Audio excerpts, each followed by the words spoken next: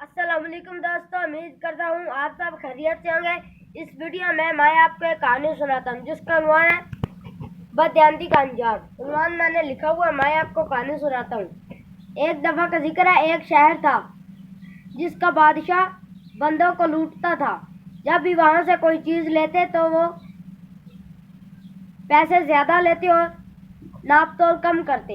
हज़रत शुएब अलैहिस्सलाम उनको एक दफ़ा समझाने गए कि नाप तोल में कमी न किया करो, लोगों को चीज़ें पूरी दिया करो, लेकिन वो लोग बाज न आए।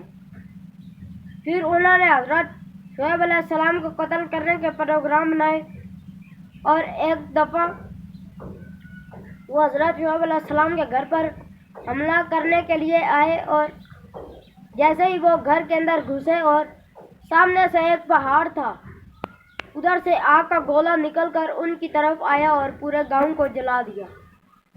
सिर्फ वही घर बचे थे जो अल्लाह वाले थे। नतीजा बदयांती का अंजाम बुरा होता है। उन्होंने बदयांती की, नाप तोल में कमी करते थे, बदयांती की उन्होंने और उनका अंजाम बुरा हुआ। नतीजा बदयांती का अंजाम बुरा होता है। अल्लाह हाफिज़।